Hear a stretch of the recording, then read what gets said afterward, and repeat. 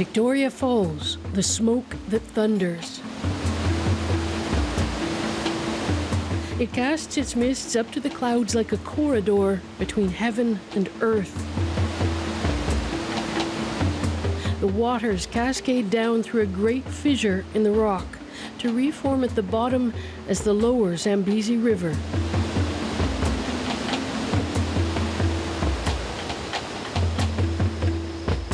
Add in some of the wildlife this corner of the world is famed for, and it's a little slice of paradise. But in troubled Zimbabwe these days, even the Garden of Eden can be put up for sale. To save it, says the government. To squander it, say critics. Beware of elephants crossing the road.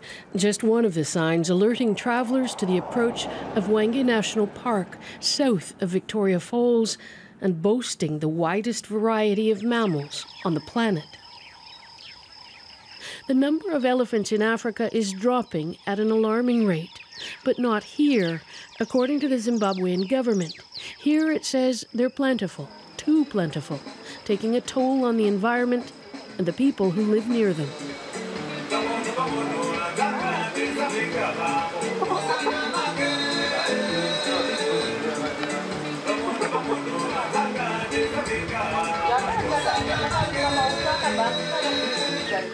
Estelle and her family live on the edge of Hwange. Mainly subsistence farmers, they survive on the corn and sorghum they grow, selling any extras. The lions in this area, they always moving. Now and then, they attack our goats. They've tried to fortify their small patch of land, but they are fragile defenses. They jump over these sticks, which we put as a fence, try and get inside, especially elephants. They don't mind about this.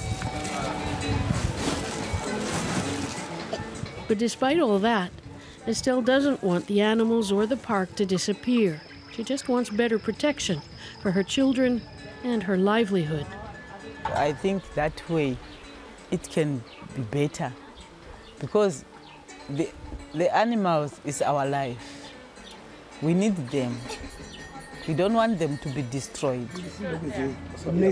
It's a popular topic with the neighbors. Ben Alexander Ndaba says tougher anti-poaching laws make him think the government cares more for animals. But once an animal kills me, there's nothing that is taking place. Just, oh, okay, tough luck to me. But you kill an animal, you go to prison.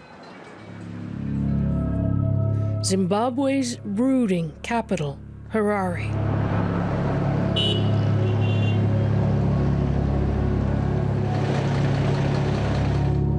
Governed along with the rest of the country by Robert Mugabe, freedom fighter turned kleptocrat for nearly 4 decades now, the city offers up a stricken face to the outside world.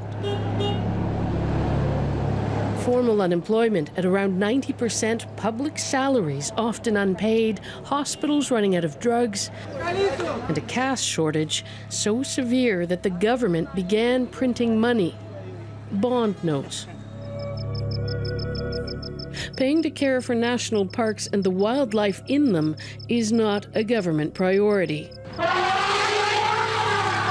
But selling off wildlife to raise cash is. Increasingly so. Selling the animals as a way to maintain a balance of our own ecosystem makes sense, because you have other people who are enjoying these animals. Argument they can argue because they do not bear this burden of taking care of 86,000 elephants. Zimbabwe's Environment Minister, Opa Muchinguri, is unapologetic. In December, she approved the sale of 35 elephants captured in Hwange to China. The year before that, Zimbabwe sold 24.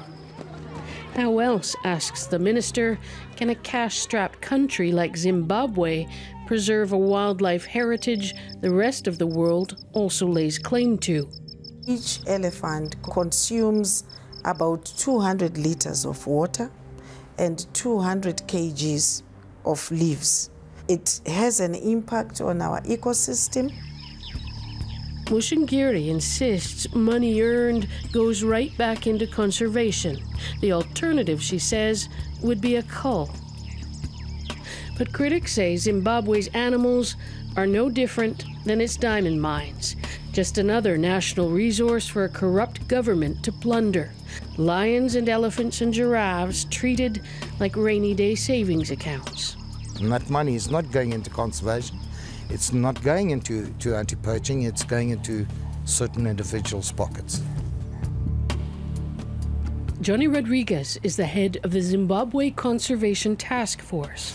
He's a controversial figure here, considered by some to be an over-the-top conspiracy theorist. But even his critics admit there's usually more than a grain of truth in his allegations. He doesn't believe Zimbabwe has as many elephants as it thinks or says it does. There's no way we've got that. If we've got in total of around 35,000, 40,000 elephants in Zimbabwe, that's a lot. Advisory, just caution along the car. You've got quite a few impala and they're rather frisky this morning. Impala on the runway, a common problem for bush pilots landing along Lake Kariba in the northern Zimbabwe region, a few hundred kilometers downstream from Victoria Falls. When the dust settles, another celestial horizon appears. The layered hills in the distance belong to Zambia, nature seemingly untouched. But appearances can be deceiving, and the story of the elephant in this part of Zimbabwe is one of near decimation. Today there are an estimated 3,500 elephants in the region of Zimbabwe. A decade ago, there were 15,000, and elephants aren't the only animals under threat here.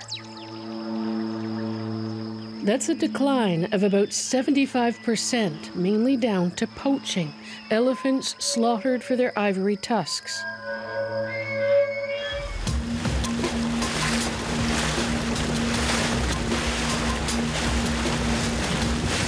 Nick Milne runs the Bumi Hills Foundation.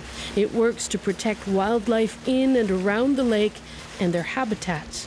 Copy, Matt. We'll stay 100 meters away from you. Milne also questions claims about an abundance of elephants in Zimbabwe. I just think we need to look at the science behind how we get the numbers first before we can start making these assumptions that there's too many animals. In Wangi, for instance, elephants from Botswana are attracted to the park during dry season by water pumped year-round. It blurs the numbers. The vegetation around those areas has been decimated, so it looks like there's an overpopulation of elephants. But that is very much around the camps where there are pans, which is a natural tourist draw because the animals are in there. In the meantime, the government message that Zimbabwe has more elephants than it can cope with makes it harder to impress just how existential the elephant's battle for survival is here.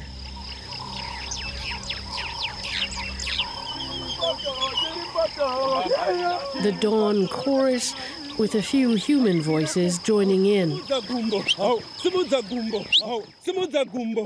Bumi's anti-poaching rangers are going through some morning paces,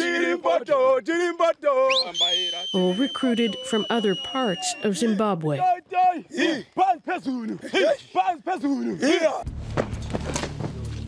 They haven't lost an elephant to poachers in 18 months in the area they patrol, about 50 square kilometers. A drop in the bucket and one that needs constant vigilance. Most of the men don't want to be identified, including this former police officer. Crime syndicates trading in ivory, he says, are not to be messed with. They can kill me or they can eliminate me.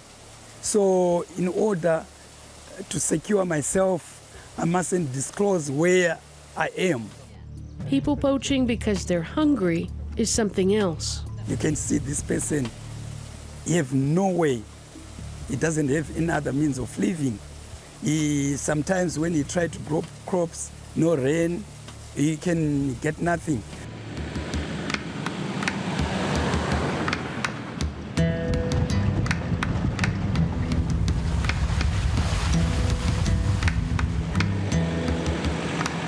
A journey out to some of the villages nearby speaks to the poverty that many in this part of Zimbabwe contend with. Health clinics are few and far between, and child malnutrition rates are the highest in the country up here, according to aid workers.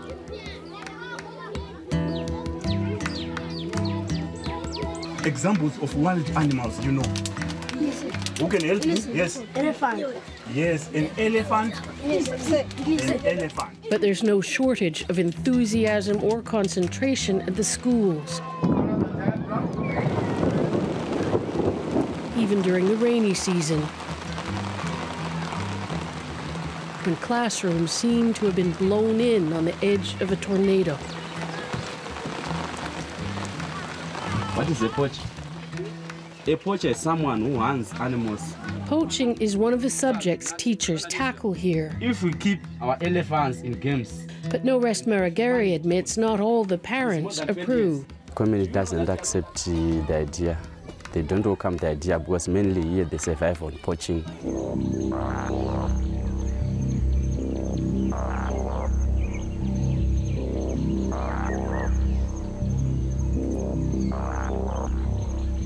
A grim catalogue of death is laid out on the grounds of the Bumi headquarters back at Lake Kariba. Mainly jawbones from animals that have been killed by poachers, but a few skulls too. This water buffalo was caught by a snare right between the eyes.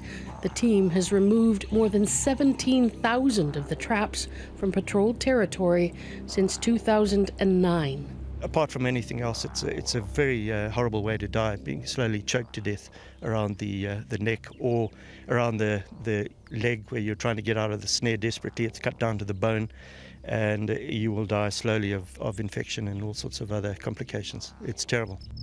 Mark Brightman is qualified to dart injured animals. He says the tactics criminal gangs employ are changing. In recent years, we've seen a huge rise in the use of cyanide poisoning at waterholes, or in they put coarse salt down, and the elephants will consume that very readily, especially in the dry season. The impact of loss on an elephant herd can be profound. One reason why so many conservationists say they disagree with Zimbabwe's decision to sell the animals abroad, especially the younger ones. We understand a lot more about elephants and other animals and their social interactions and how they've got pretty much the same sort of emotions as we have. So you go into an elephant herd and remove tiny baby elephants, it's like taking a child away from a mother.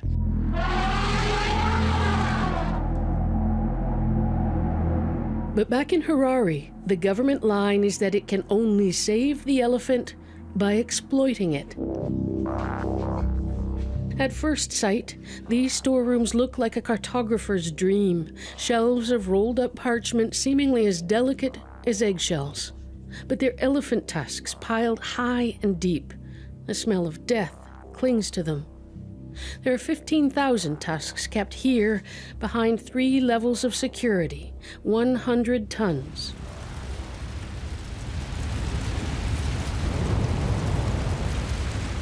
That's about the same amount Kenya burned last year, a message to ivory smugglers that their bloody trade must end. But Zimbabwe wants to sell its huge stockpile, petitioning the body legislating trade in endangered species to do so. Our natural resources, so that we plow it back to conservation programs, not just for parks, but also for private conservancies. For the campfire programs, these are community programs. But the clouds over Zimbabwe's future are heavy, linked as it is to a regime still defined by violence and graft. Building trust and credibility is problematic. And yet without it, Zimbabwe's animals and the people trying to coexist alongside them face a hard climb. Park rangers here earn little money, and Zimbabwe can't afford the anti-poaching tools, say, of neighboring South Africa, where sniffer dogs and helicopters are used in some of the parks. and convincing locals that wildlife can bring economic promise through tourism needs goodwill from abroad. Ross Kennedy, the chairman of the African Travel and Tourism Association, says selling off animals sends the wrong message. It is terrible for a country like us that has done so much over the years to protect wildlife, to then be exporting wildlife. It's not something that anybody I know would ever condone. So you're quite right. It leads to negative media.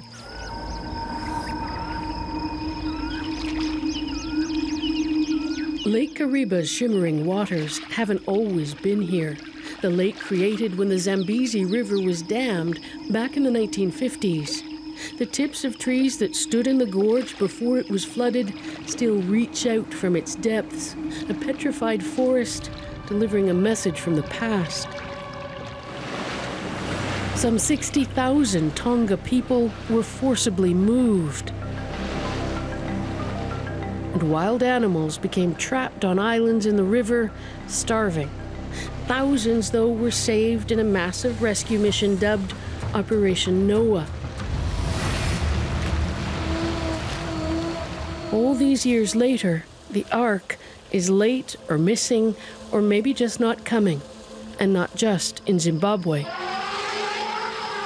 Unless man finds room for the elephants to roam and the will to end their slaughter at the hands of poachers, it's believed that wild elephants in Africa could be extinct within a decade.